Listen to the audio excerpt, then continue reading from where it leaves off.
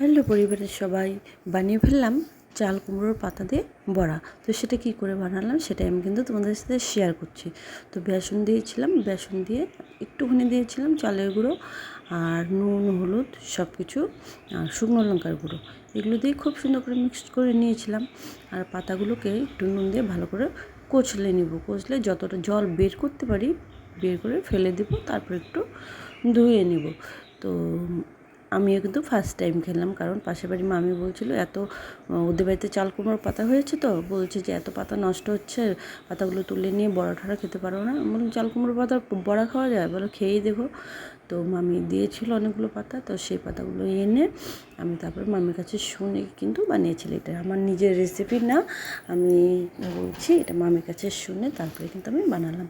তো এই দেখো পাতাগুলো আমি কচলে জল বের করে নিচ্ছি, এবার একটু সুন্দর করে ধুয়ে নেবো, কারণ নইলে নুনটা আবার ভেতরে ভেতরে রয়ে যাবে না। তো তাই জন্য ধুয়ে নেব। আর ওদিকে সমস্ত কিছু কিন্তু আমি একটা সুন্দর ব্যাটার তৈরি করে নেব। একটুখানি চালের গুঁড়ো দিয়ে দিলাম, না হলে ক্রিসপিটা ঠিক ভালো লাগে না, মানে শক্ত হয়, ভালোই শক্ত হয় চালের গুঁড়ো দিলে। তো যে জল দিলাম পরিমাণ মতো, তো জল দিয়ে একটু সুন্দর করে নাড়াচাড়া করে একদম সুন্দর একদম স্মুথ একটা পেস্ট তৈরি করে নেব। আর এটাতে ডিপ করে আমি পরে ভাজবো। তো তোমরা পুরো ভিডিওটা দেখো, ছোট্ট ভিডিও শুধু বড়ারই।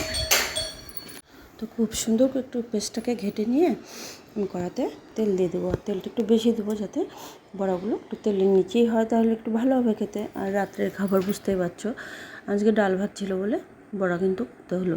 তো ওই বেশি লোক না থাকলে যা হয় অত রান্না করতে হয় না, বাচ্চা কাচ্চা নিয়ে খাওয়া, ছোটো অল্প স্বল্প রান্না করলেই কিন্তু হয়ে যায়। তো এই যে বড়াগুলো এইভাবে আমি ডিপ করবো, আর এই লম্বা লম্বা করেই ভেজে নেব সবগুলো। তো তোমরা কিন্তু একবার খেয়ে দেখো, ভালো লাগে। যদি বিশেষ না হয় একবার খেয়ে দেখো, তবেই বুঝতে পারবে।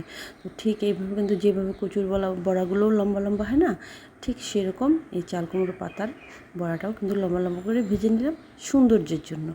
কিন্তু খেতে কিন্তু দুর্দান্ত হয়েছিল। দেখো আমি যখন উল্টাতেই পারছিলাম না। আর সত্যি সত্যি বলছি, খুব সুন্দর হয়েছিল।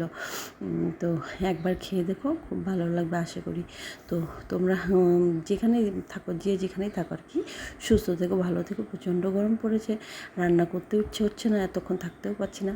তো চলো টাটা, সবাই খুব ভালো থেকো।